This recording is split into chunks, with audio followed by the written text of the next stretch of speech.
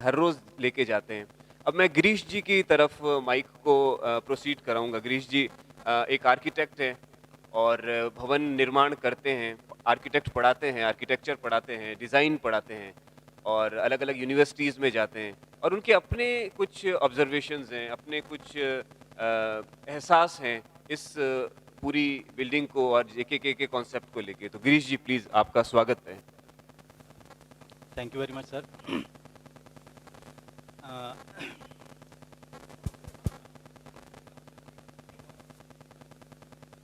हेमंत शेष सर ने राज जी ने बहुत अपने डिफरेंट व्यूज़ दिए और शायद उसने डिटेल व्यूज़ तो मेरे पास नहीं है, क्योंकि हेमंत शेष सर तो फाउंडर्स हैं इस इंस्टीट्यूशन के और काफ़ी देर इन्होंने गाइड भी किया है। मेरे व्यूज़ जो हैं वो बेसिकली एज ए यूज़र हैं, एज ए विज़िटर हैं, क्योंकि मैं शुरू से आता रहा हूँ यहाँ पे। 93 में my brother was working here, sir की गाइडेंस के अंडर ही, एंड इधर ही ऊपर ही उनका ऑफिस हुआ करता था।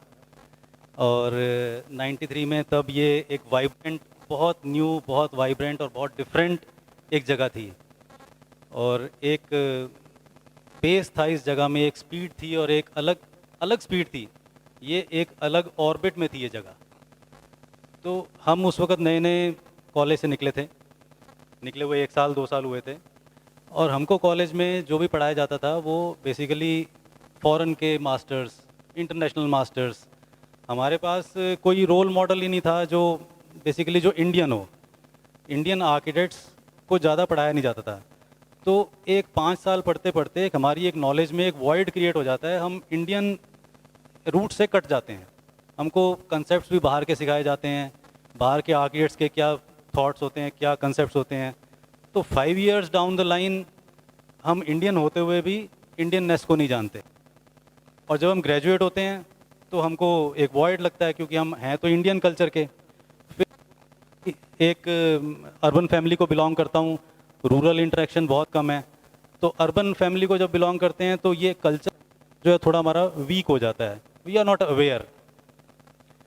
तो पास आउट होने के बाद यहाँ आना, रेगुलरली आना और यहाँ पे चलती हैं एग्जीबिशंस को देखना, उनके आर्टिस्ट का व्यू पॉइंट देखना, तब पता चलता है कि आर्ट व्यू पॉइंट कितना वाइड है, कितना ब्रॉड है और आर्किटेक्चर उसका एक छोटा सा पार्ट है।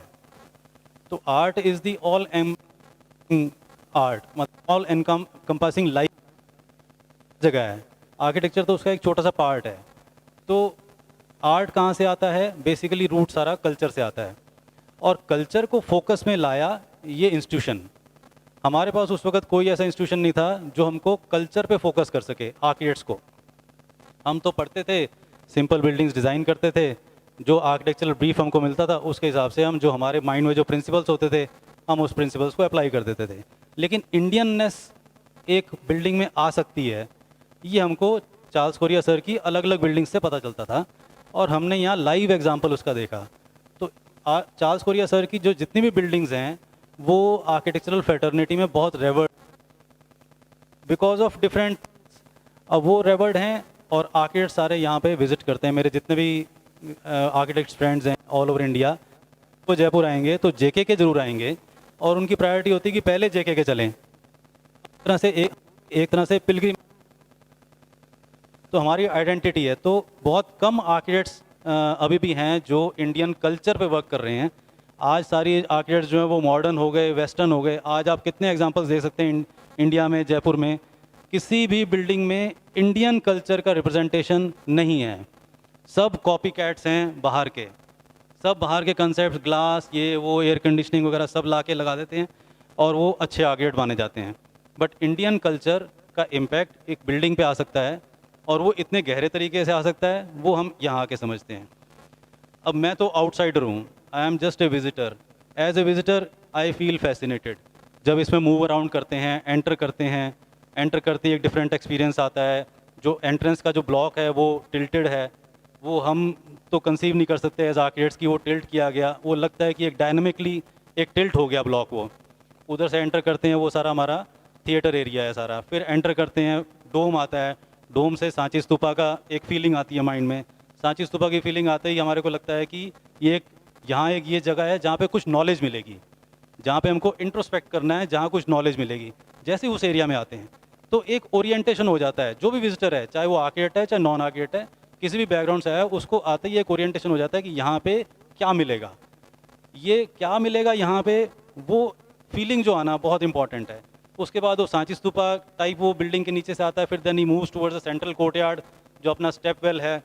अब स्टेप वेल से क्या है कि हर गांव में स्टेप वेल होता है, इंडिया के कई सिटीज़ हैं जहाँ बड़े बड़े स्टेप वेल्स हैं, और वहाँ पे क्या मिलता है हमारे को, स्टेप वेल में एक कम्युनिटी स्पेस है, और क्या वहाँ पे सोर्स क्या मिलता है, वहाँ पे पानी मिलता है, water, which is essential for life.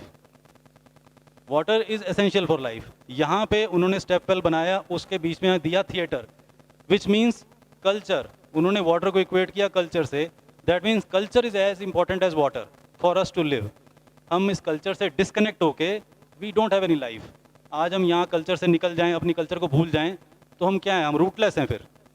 तो जो जो छोटे छोटे तरीके से ये बताया गया कि इस बिल्डिंग के अंदर छोटे छोटे तरीके से अलग अलग एरियाज़ में, अलग अलग कॉर्नर्स में अलग अलग चीज़ें की गई, और पूरी बिल्डिंग में मन करता है कि आप सेंटर में आएँ, फिर एक साइड में जाएँ, फिर दूसरी साइड में जाएँ, चौपड़ एरिया में जाएँ, अलंकार में आएँ, गैलरीज में देखें, फिर कैफेटेरिया से होकर बाहर निकलें। तो एक मूवमेंट जो है पूरी बिल्डिंग के अंदर वो क्रिएट होता है, अंदर आते ही, स्टेप इन करते ही। तो ये बिल्डिंग की एक मेस्मराइजिंग पावर है, मेरे को लगता है इसमें मैजिकल पावर है, और बड़ा एक सटल तरीके से हमको कल्चर का इम्पैक्ट दिखाया जाता है। तो this is the power of the building which I understand. जिस तरह से उन्होंने कंसीव किया होगा और क्या क्या कंसिडरेशंस होंगी कंसीव करने में और प्लानिंग करने में, वो एक डिफरेंट चीज़ है, लेकिन अल्टीमेटली एंड रिजल्ट जो मैं देखता हूँ वो ये है कि हमारे को इंडियननेस सिखाने में ये बिल्डिंग बिल्कुल सक्सेसफुल रही है, और चार्ल्स कोरिया सर की और भी बिल्डिंग सक्सेसफुल रही हैं। तो ओवर द ईयर्स ये एक फीलिंग जनरेट होती है, जितने ज़्यादा यहाँ आते हैं हम अपनी कल्चर में रूटेड होते हैं, हम अपनी कल्चर को अप्रिशिएट करने लग जाते हैं, उसकी सुपीरियरिटी जो है उसको भी अप्रिशिएट करने लग जाते हैं। So we are more open towards the cultural part, the societal part, the arts part. और धीरे धीरे करके मैंने ये फील किया है कि मेरी प्रैक्टिस के अंदर, मेरी आर्किटेक्चरल प्रैक्टिस के अंदर सोसाइटल पार्ट और ये सब पार्ट इम्प्रूव हुए, एंड अल्टीमेटली हमारी सेंसिटिविटी भी बढ़ती है। तो ये बिल्डिंग जो है चार्ल्स कोरिया सर की, it educates, gives knowledge and creates sensitivity to explore everything, to explore what we have. We already had it from centuries, but due to several reasons it was getting lost. So it has become a center. तो जो ये whatever it set out to be, this building, I think it has achieved its aim. वो administrative hiccups और वो सब चीज़ें जो हैं, maybe things would have been better, but definitely जो एक importance लानी थी इसने, इस बिल्डिंग ने, इस फील्ड को, इस कल्चर को, इस अपने आर्ट्स को, अपने हेरिटेज को, वो ये बिल्डिंग ला पाई है फुली, आई थिंक, एंड आगे भी चल के लाती रहेगी। This building is very young, we are all getting old, but this building is very young, it will keep on getting young, so we should all contribute to it. Thank you.